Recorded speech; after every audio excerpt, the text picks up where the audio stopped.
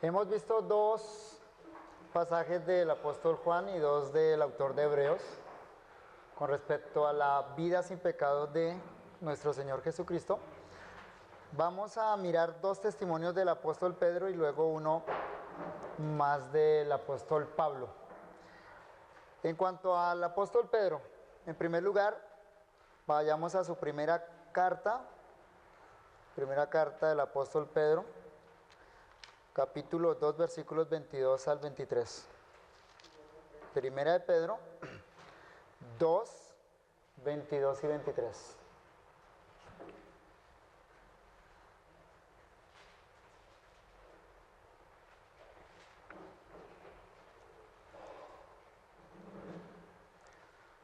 Dice, el cual no hizo pecado, ni se halló engaño en su boca, quien cuando le maldecían no respondía con maldición, cuando padecía no amenazaba, sino encomendaba la causa al que juzga justamente.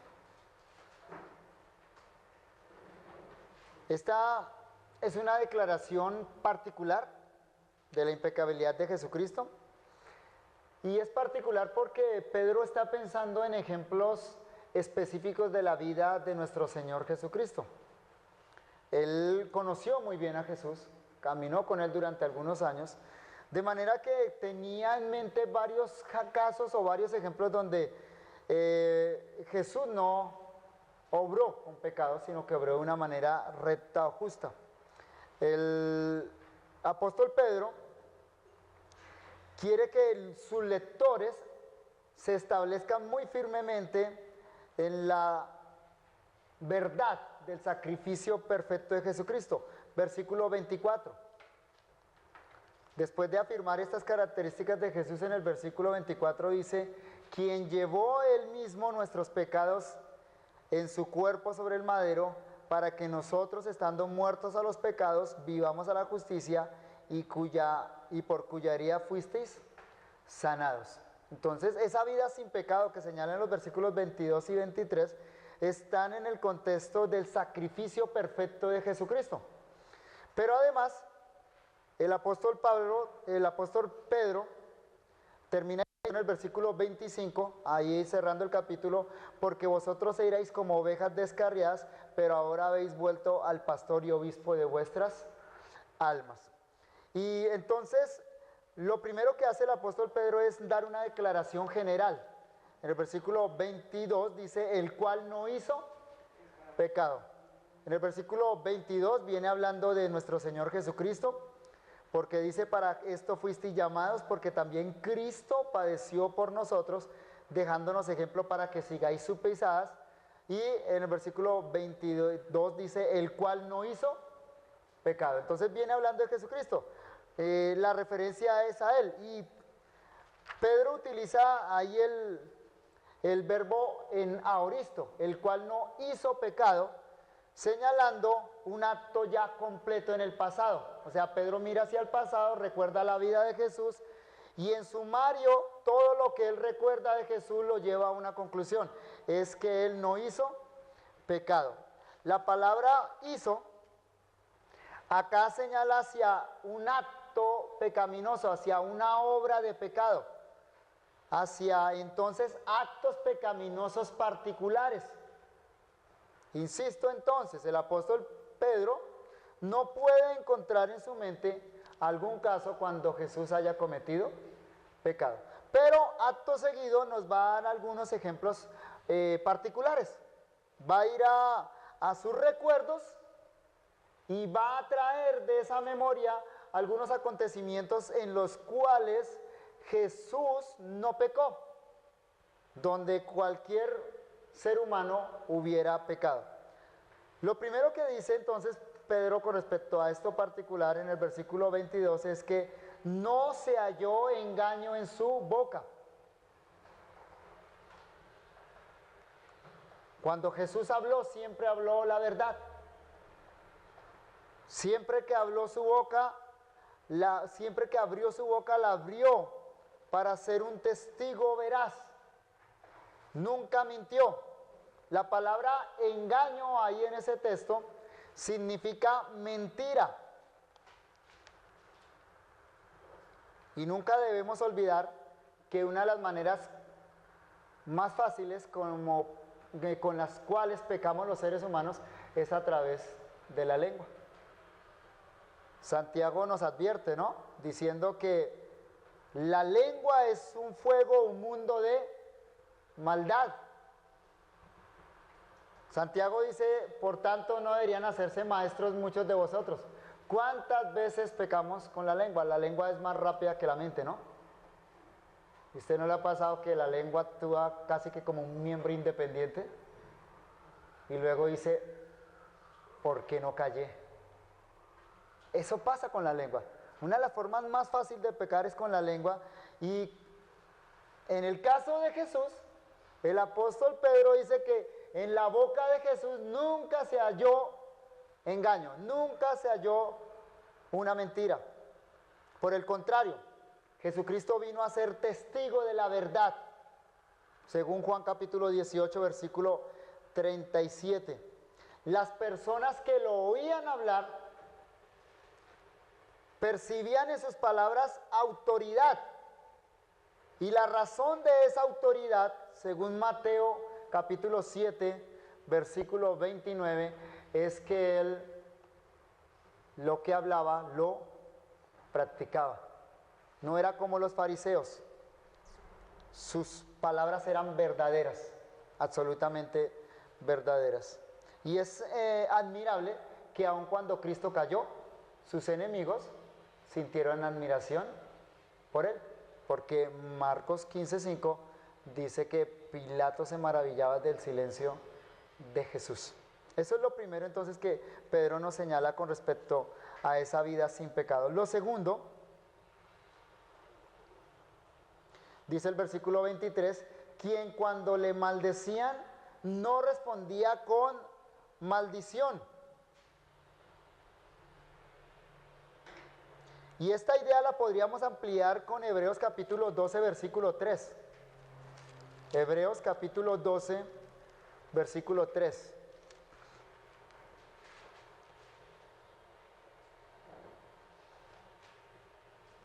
Considerad a aquel que sufrió tal contradicción de pecadores contra sí mismo, para que vuestro ánimo no se canse hasta desmayar. Y pensamos aquí en ocasiones como cuando Jesús fue llevado ante el Sanedrín, un juicio falso, un juicio que fue un montaje, una cantidad de mentiras allá. ¿Y Jesús qué hizo? Cayó, simplemente cayó.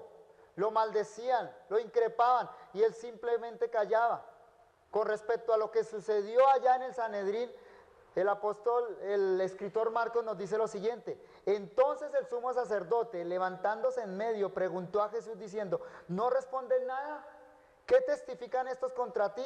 Mas él callaba y nada respondía. El sumo sacerdote le volvió a preguntar y le dijo, ¿eres tú el Cristo, el Hijo del bendito? Pero también viene a nuestra mente la ocasión cuando colgado en la cruz, de acuerdo al relato de los evangelios, los soldados romanos lo injuriaban, pero él callaba. Y la gente que pasaba también le injuriaba y Jesús callaba. O cuando los soldados reciben a Jesús de manos de Pilato, ya lo entrega Pilato para ser crucificado, los soldados le vendan los ojos a Jesús, le ponen una corona de espinas, lo golpean y se burlan de él. El relato de los evangelios dice, y vendándole los ojos le golpeaban el rostro y le preguntaban diciendo, profetiza, ¿quién es el que te golpeó? Y decían otras muchas cosas, injuriándole. ¿Cuál fue la respuesta de Jesús en todos esos casos?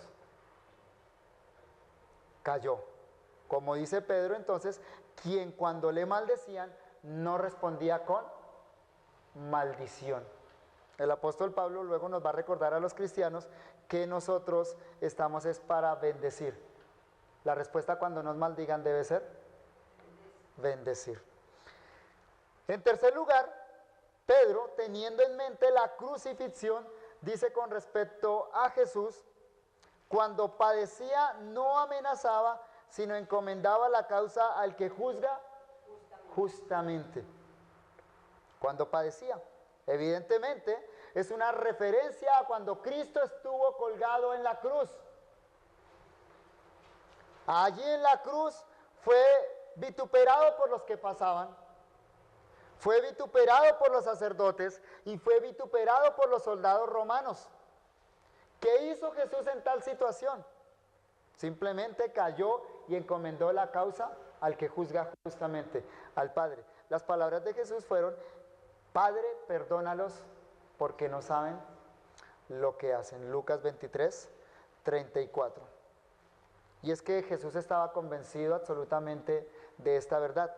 Dios no envió a su Hijo al mundo para condenar al mundo, sino para que el mundo sea salvo por él. Entonces, como dijimos anteriormente, estas palabras del apóstol Pedro son unas palabras preciosas porque no es teoría. Pedro no está teorizando acerca de la vida sin pecado de Jesús, sino que Pedro está pensando en todos los momentos cuando él, con sus propios ojos, vio la reacción de Jesús frente a todas las situaciones de la vida, y la conclusión de Pedro es que él fue sin pecado. El otro texto del apóstol Pedro es Primera de Pedro capítulo 3 versículo 18. Primera de Pedro 3, 18.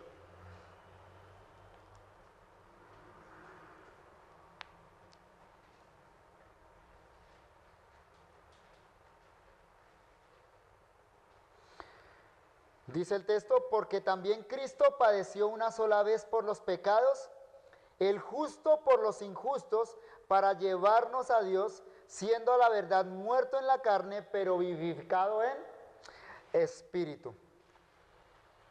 De nuevo, notamos que aquí Pedro se está refiriendo a la cruz. Ese es el significado de las dos expresiones. Dice, Cristo padeció por los pecados, y luego dice, muerto en la carne. Entonces es evidente, es muy claro que está pensando en la crucifixión. Y Pedro resalta que el resultado de ese sacrificio de Cristo fue llevarnos a Dios. Es llevar a Pedro y a sus lectores a Dios, a la presencia de Dios, ya no para ser condenados, sino en palabras de Pedro, para ser salvos, para ser justificados. La base sobre la cual sucede este milagro, es decir, que pecadores puedan ser presentados delante del trono de Dios, no para condenación, sino para salvación. La base para ese milagro es esta. Dice Pedro, porque también Cristo padeció una sola vez por los pecados.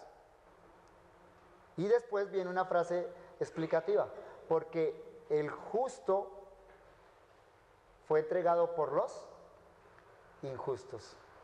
La razón por la cual estos pecadores son aceptados delante de Dios es únicamente por ese bendito intercambio que sucedió.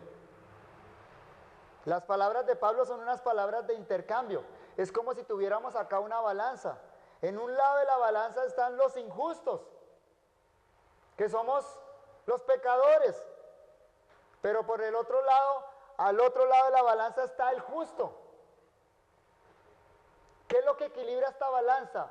Donde está por un lado los injustos y por otro lado está el justo. Lo que equilibra esa balanza, o el eje de esa balanza, es la expresión padeció una sola vez por los pecados. O sea, Él se entregó por los pecadores. El justo por los injustos. Y el término justo, la manera como Pedro se refiere acá a Jesucristo, el término justo ya lo consideramos, lo utilizó el autor de Hebreos.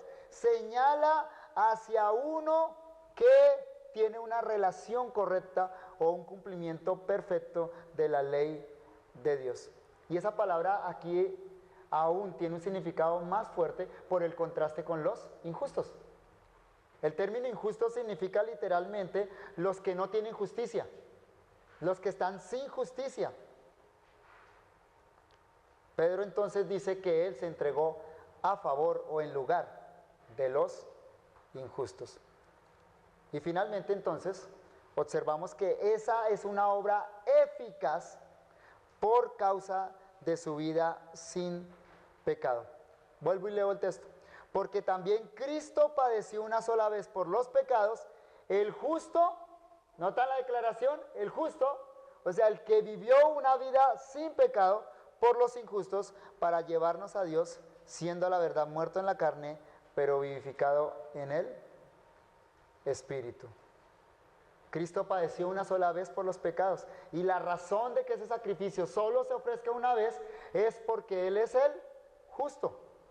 La vida sin pecado de Jesús entonces es la garantía de su obra completa en la cruz. Ya no hace falta más sacrificio por el pecado. El último texto que vamos a considerar aquí con respecto al testimonio apostólico de la impecabilidad de nuestro Señor Jesucristo es 2 Corintios capítulo 5 versículo 21. Segunda a los Corintios, capítulo 5, versículo 21. Y este texto no solo nos sirve para concluir esta sección, sino también para poder hablar de la siguiente sección, que es la interpretación teológica de la vida sin pecado de Jesucristo.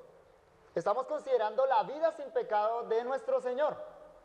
Y esa vida sin pecado la hemos considerado primero viendo los relatos de los evangelios. Esos relatos de los evangelios nos dan claramente la vida sin pecado de Jesús. Una vida sin pecado porque fue una vida de cumplimiento a las exigencias de la ley, una vida sin pecado porque fue una vida de piedad, una vida sin pecado porque venció la tentación, una vida sin pecado porque amó a Dios y amó al prójimo. Eso fue lo que vimos en los relatos. Pero en segundo lugar, vimos la interpretación, vimos el testimonio de los apóstoles. Los apóstoles se juntan a esos relatos de los evangelios, señalando en varios pasajes del Nuevo Testamento, en sus epístolas, que Cristo vivió una vida sin pecado. El texto que nos va a servir para concluir es esto es 2 Corintios 5, 21, porque además de señalar Pablo aquí esa vida sin pecado, nos va a dar la interpretación teológica, que es lo tercero que quiero que consideremos con respecto a la vida sin pecado de Jesús. Entonces, ¿qué significa para nosotros eso? Entonces, leamos el texto y primero consideremos lo que el texto dice y luego consideremos la conclusión o la implicación teológica que el apóstol Pablo da. Al que no conoció pecado, por nosotros lo hizo pecado para que nosotros fuésemos hechos justicia de Dios en él.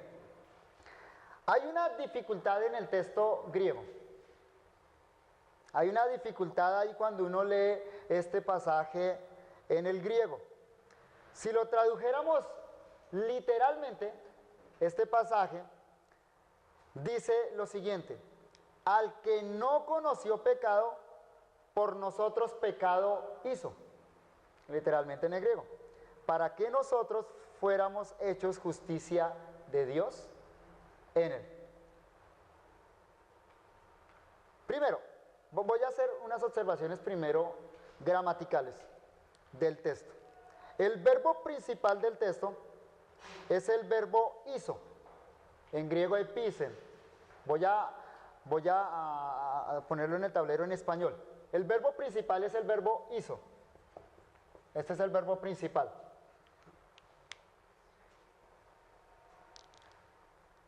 El sujeto de la oración, voy a apelar a su conocimiento de griego, a ver cómo estamos. Le pregunté al profesor Roberto y me dijo que ustedes están excelente en gramática, excelente en griego. Entonces me van a ayudar. Si puede mirar el texto griego mejor, si no, mírelo en español. ¿Quién es el sujeto del verbo hizo? ¿Quién hace esa acción?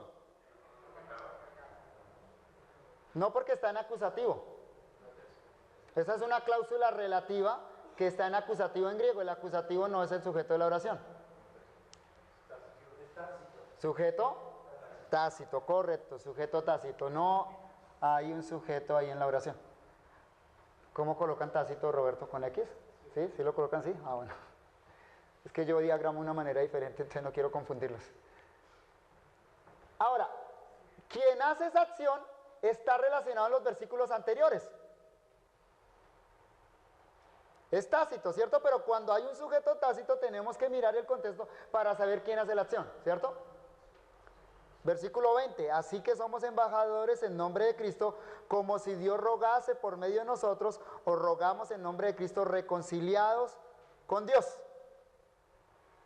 Entonces el sujeto tácito es Dios, pero vamos a dejarlo tácito, o sea, el que hace esta acción es Dios. Dios hizo. ¿Listo? ¿Qué hizo Dios? Vamos a encontrar el complemento directo. ¿Sobre quién recae la acción? ¿Qué hizo Dios? Claro, ¿Dios hizo qué? Pecado. Complemento directo. En el griego está la palabra amartía, está en acusativo, amartían. ¿Tiene amartían?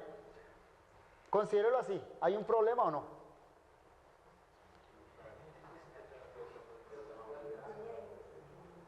¿Cierto? Por eso nuestros traductores colocaron un lo. ¿Sí ven la traducción Reina Valera 60? Dios lo hizo, pero ese lo no está en griego. Lo pone para evitar este problemita ahí. Pero ya vamos a mirar. Así nomás el texto, entonces, pareciera decir que Dios hizo pecado. Pero, por ejemplo, Santiago dice que Dios no puede tentar a nadie, que Dios no tienta a nadie. ¿Cierto? Sabemos por la escritura que Dios es santo, que Dios no tiene relación con el pecado, entonces el texto no puede estar diciendo que Dios hizo pecado. Eso significa que gramaticalmente, ya que este es un complemento directo, necesitamos un segundo complemento directo. O lo que se le llama en gramática griega un doble acusativo. Tiene que haber otra palabra, otra expresión que complemente este verbo, porque así nomás entonces la idea sería teológicamente incorrecta, no puede ser lo que Pablo esté afirmando, ¿sí? Entonces, el complemento directo en griego habitualmente está en acusativo, ¿cierto? ¿Hay alguna otra expresión en el versículo que está en acusativo? Mírenlo allá, miren el texto morfológico, si no me pueden ubicar. Les doy una pista. En español el acusativo o el complemento directo se introduce con la preposición a. Y en griego habitualmente tiene una terminación n. Vamos a ver. ¿Alguno lo encontró? ¿Algún otro acusativo que está por ahí en el texto? ¿Cómo?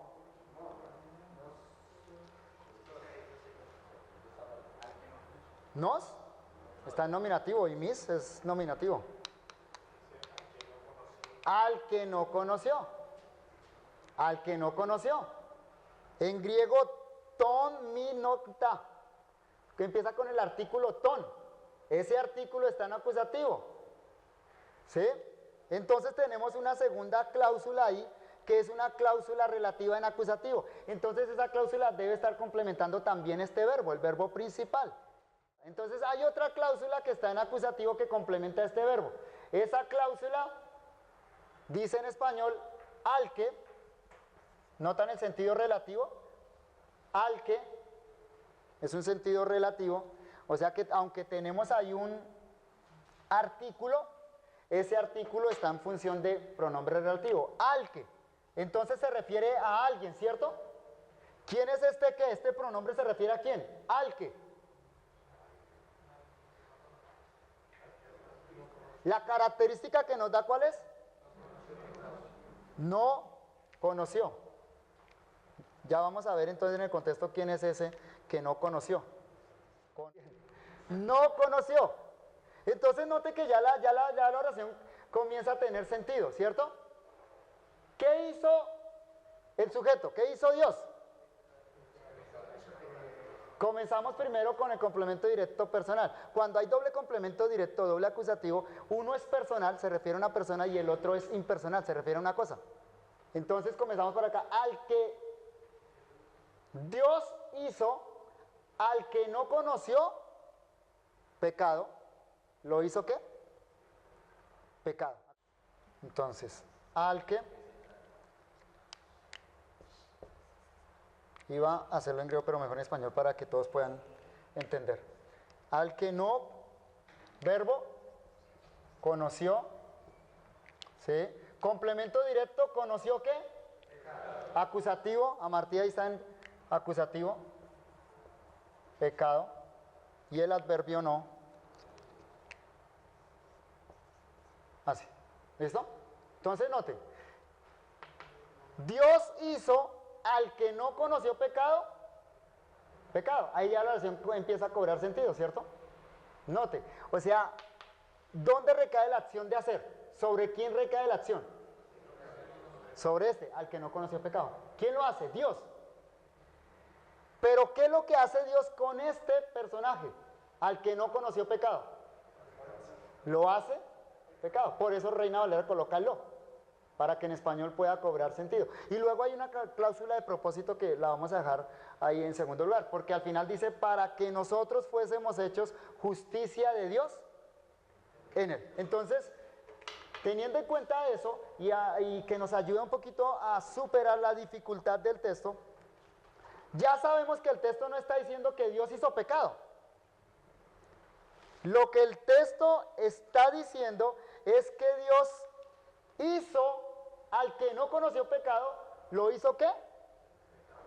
Pecado. Claro, la pregunta es ¿a quién se refiere con este qué? ¿Hay alguna pista en el contexto para saber a quién se refiere este al que no conoció pecado? Que es la cláusula que inicialmente nos interesa. ¿Hay alguna pista en el contexto? ¿Cómo? Versículo 20. Y de hecho no solo el versículo 20, todo el contexto viene hablando de lo que Dios hace en Cristo. Devolvamos hasta el 17. Mira el 17. De modo que si alguno está en Cristo, nueva criatura es, las cosas viejas pasaron, he aquí todas son hechas nuevas. Ahora pasemos al versículo 18. Y todo esto proviene de Dios, quien nos reconcilió consigo mismo por Cristo y nos dio el ministerio de la reconciliación. Nota que está hablando de lo que Dios hace en Cristo. Ahora note el versículo 19, que Dios estaba en Cristo, si no tanto este lenguaje, en Cristo, que Dios estaba en Cristo reconciliando consigo al mundo, no tomándoles en cuenta a los hombres sus pecados, y nos encargó a nosotros la palabra de la reconciliación. Y el versículo 20, así que somos embajadores en nombre de Cristo, como si Dios rogase por medio de nosotros, o rogamos en nombre de Cristo, reconciliados con Dios. Entonces, ya que el contexto está hablando de lo que Dios hace en Cristo, lo más natural es entender que esta cláusula hace una referencia ¿a quién? A Cristo. Ahora, entonces detengámonos acá. Detengámonos en este punto. ¿Qué es lo que está afirmando Pablo acá? Con respecto a Cristo. Que Cristo ¿qué? No conoció pecado. La palabra conocer, ahí en griego, ginosko, señala hacia un conocimiento experimental del pecado. No es un conocimiento intelectual del pecado. ¿Me explico? ¿Acaso Jesús ignoraba lo que era pecado intelectualmente? Porque el texto dice al que no conoció pecado. Si tomamos la palabra conocer en el sentido de conocimiento intelectual, entonces lo que el texto estaría diciendo es que Cristo no sabía que era pecado. ¿Eso es correcto? No, ¿por qué? Porque Jesús perfectamente sabía qué cosas eran pecado. Muchas veces en los evangelios lo encontramos señalando pecados específicos. Por ejemplo, no voy a leer los textos, pero anótenlo. Juan capítulo 4, versículo 17. Juan 4, 17. O Juan 8, 44. Vosotros sois de vuestro padre el diablo, él es homicida y él es mentiroso. Ustedes son homicidas y mentirosos. ¿Sí nota que Jesús está señalando pecados específicos? Juan 8, 55. Y Lucas 16, 14, entre otros. Lucas 16, 14. Entonces sabemos por los relatos de los evangelios que Cristo sabía que era pecado, identificaba los pecados y los acusaba, los señalaba. Entonces la palabra conocer tiene que significar un conocimiento por experiencia. Lo que Pablo está diciendo entonces es que en cuanto a la experiencia personal de Jesucristo, él no tuvo conocimiento del pecado. La palabra pecado, aquí en griego amartía, señala el pecado en el sentido más general posible. El Nuevo Testamento tiene más de 6 palabras griegas para pecado. Y la palabra amartía, que se utiliza en este texto, es la palabra más general. Es la palabra que se utiliza para señalar el pecado en el sentido más amplio posible. Ese es el punto de Pablo. Cristo entonces nunca cometió un pecado, no tuvo pecado personal. Nunca tuvo un pecado personal. Pero no es solo lo que Pablo, no es solo eso lo que Pablo nos quiere decir. Pablo quiere llevar este hecho de la vida sin pecado de Jesús a una conclusión teológica, a una interpretación teológica. Y entonces volvemos acá. La vida de Jesús, ¿cómo fue? Sin pecado. No conoció pecado, ¿cierto? Pero ¿qué hizo Dios con esa vida impecable? ¿Sí notan la relación de esto con el verbo hizo? Lo hizo pecado. Al que no conoció pecado, ¿lo hizo qué? Pecado. Aquí tenemos que hacer varias consideraciones. La primera es el hecho de que el evento histórico de la cruz necesita la interpretación apostólica de lo que allá sucedió. Primero, repito, el hecho histórico de la cruz necesita la interpretación apostólica de lo que allí sucedió.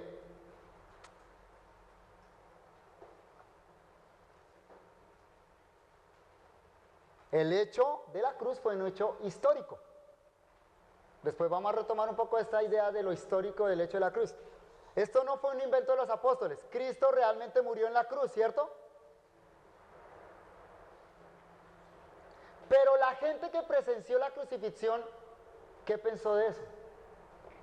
Aún los apóstoles. ¿Recuerdan los apóstoles?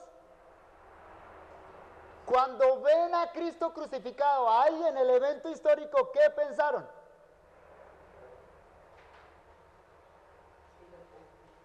Apague y vámonos. Se acabó. Este fue el final. Es decir, el evento histórico, sin una explicación, queda simplemente como un evento histórico, algo para relatar en un libro de historia. Los apóstoles mismos no entendieron en ese momento lo que estaba sucediendo allá. Desde la perspectiva netamente humana de los ojos, ellos allá lo que vieron fue una gran masacre, no más. Pero posteriormente viene la resurrección de Jesús, viene la ascensión de Jesús, viene el Espíritu Santo, les da entendimiento a los apóstoles y ahora los apóstoles desde esta perspectiva se devuelven y miran la cruz y ven en la cruz el acto por el cual Dios está tratando con el pecado de los hombres. Esa es la interpretación apostólica. Y la interpretación apostólica entonces nos dice que el hecho de la cruz no fue simplemente un hecho histórico. Fue histórico, pero no fue simplemente histórico, sino que fue un evento teológico. Es decir, que allí estaba sucediendo algo que los ojos humanos no veían, pero Dios estaba haciendo algo allá en la cruz. Siendo así entonces, la cruz no fue simplemente la masacre de un hombre. Fue el pago perfecto por los pecados. La cruz no fue simplemente el terrible plan de los judíos y la conspiración romana. La cruz fue la ejecución del plan divino de redención. La cruz no fue simplemente una pequeña muerte en un pequeño reducto del Imperio Romano del primer siglo. La cruz fue el hecho que definitivamente dividió la historia de la humanidad en dos. Y Pablo nos habla de ese magno acontecimiento de la cruz aquí en Corintios, expresándolo de esta manera: por nosotros lo hizo pecado. Eso fue lo que sucedió en la cruz. En la cruz, Dios hizo a su Hijo pecado por nosotros. Y en ese sentido, consideremos primero, ¿quién hizo esta terrible obra? Es una terrible obra. Es la crucifixión de un justo. Es la muerte de un justo. En palabras de Pablo, ¿quién hizo eso? ¿Quién es el sujeto de este verbo? Dios. Dios lo hizo. Dios lo hizo. Fue el Padre quien hizo esta terrible obra. Fue el Padre quien llevó al Hijo a la cruz.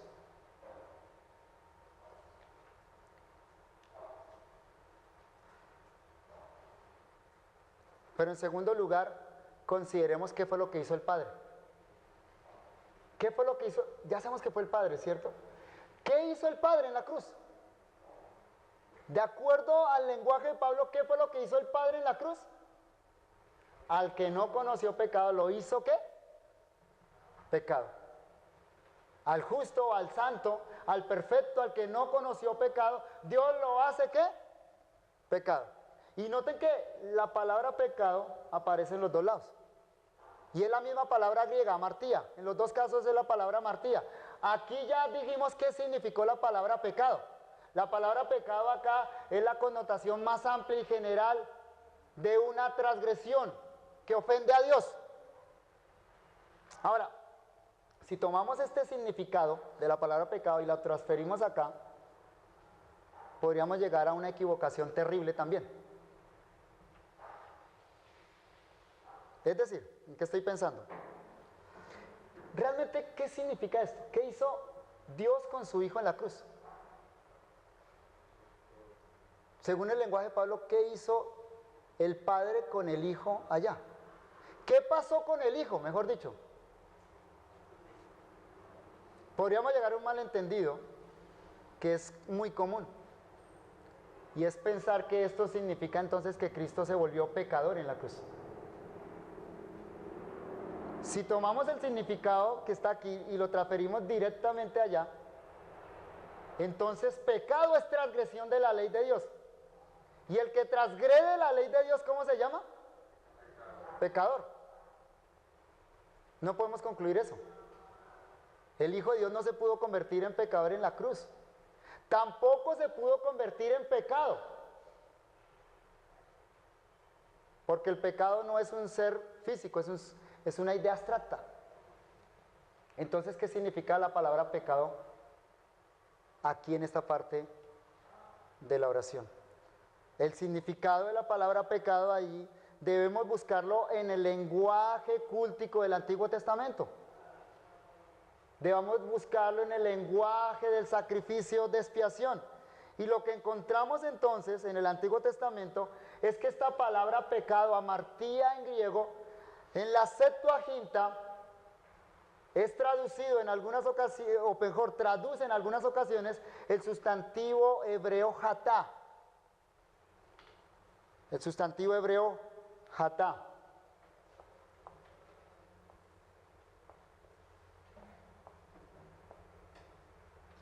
Esto se lee hatá. Ahora, ese sustantivo hebreo significa pecado, pero en los pasajes cúlticos, en los pasajes donde se habla del sacrificio de expiación, se refiere al sacrificio expiatorio. Y quiero mostrarles dos ejemplos en el Antiguo Testamento. Primero, Levítico capítulo 6. Levítico capítulo 6, versículo 25. Lucas 6:25. Levítico, tengo Lucas en la cabeza por la L. Levítico 6:25. Habla a Aarón y a sus hijos y diles, esta es la ley del sacrificio expiatorio. En el lugar donde se degüella el holocausto será degollada la ofrenda por el pecado delante de Jehová, es cosa santísima. La expresión que tenemos en nuestra Biblia, la ofrenda por el pecado, esa expresión completa, la ofrenda por el pecado, en el texto hebreo es esta palabra nomás.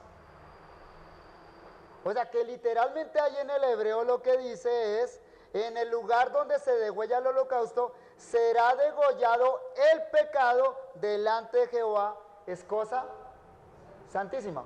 Entonces, en este ejemplo es evidente que el término jatá, pecado, no significa ahí pecado, sino significa sacrificio por el pecado. Otro ejemplo, Levítico capítulo 4, versículo 3. Levítico 4:3.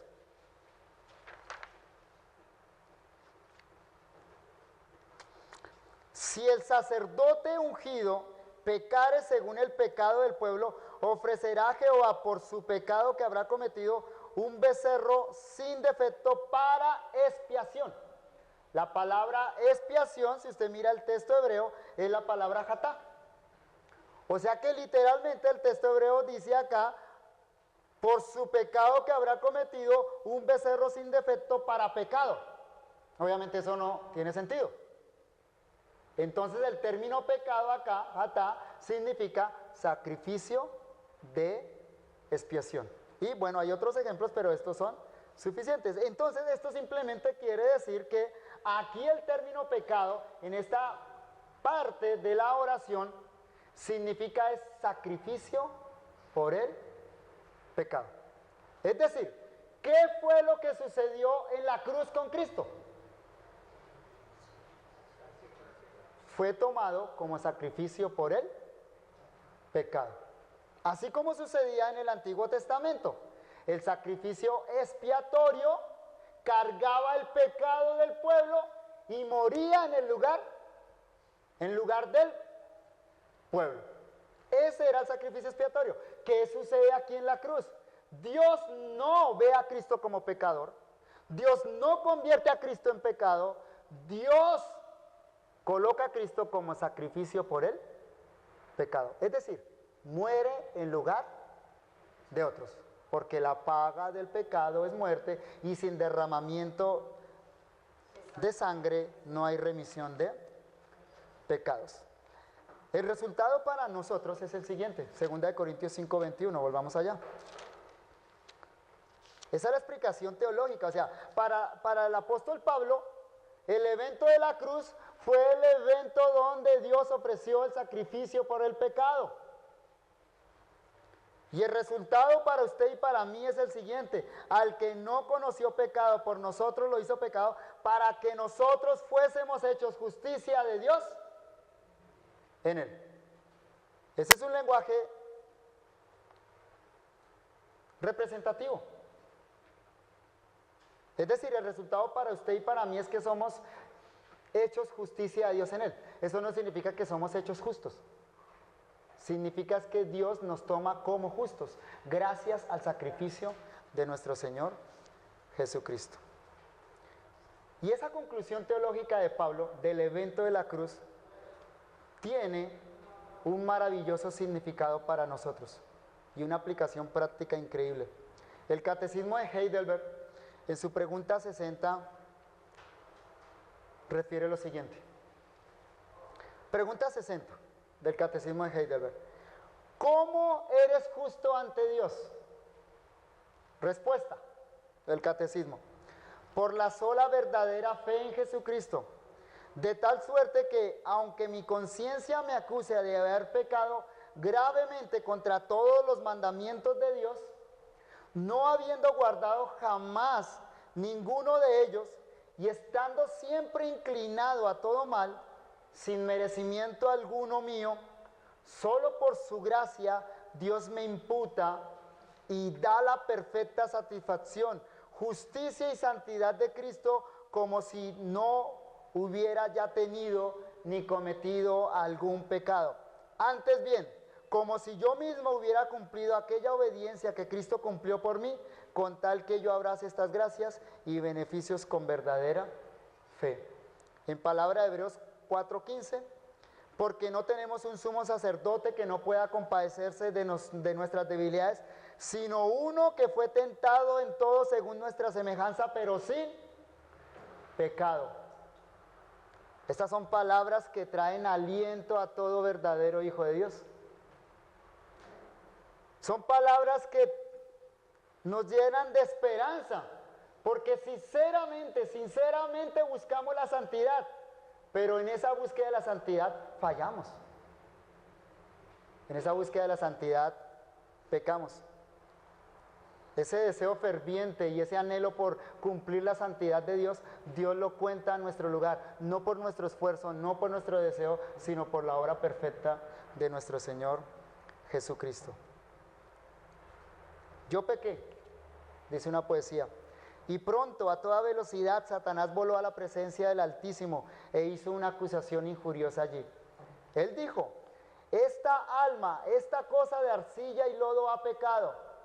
Es cierto que ha invocado tu nombre, pero yo demando su muerte porque tú has dicho, el alma que pecare esa, morirá. ¿No será cumplida tu sentencia? ¿Ha muerto la justicia? Manda ahora a este miserable pecador a su perdición.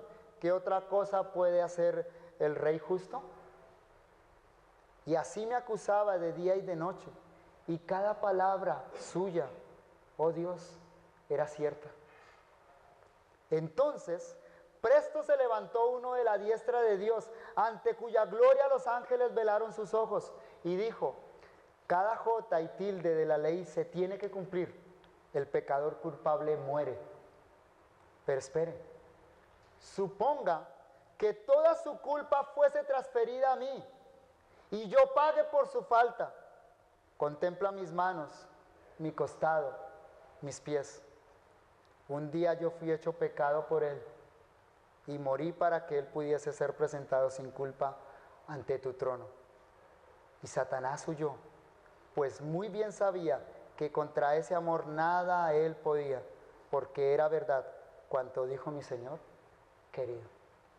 Qué gran esperanza, qué gran consuelo y qué gran seguridad que tenemos los creyentes. Vamos a orar. Señor, gracias Señor porque nos das mucho consuelo y mucho ánimo con estas palabras, Señor. Al que no conoció pecado, por nosotros lo hizo pecado, para que nosotros fuésemos hechos justicia de Dios en él. Este es el centro de nuestra fe, Señor. Este es el centro y el eje de nuestras vidas. Así llegamos a ser salvos y así caminamos sobre esta tierra y de la misma manera llegaremos al cielo. Solo por la perfecta justicia de tu precioso Hijo Jesucristo. A Él sea la gloria por los siglos de los siglos. Amén.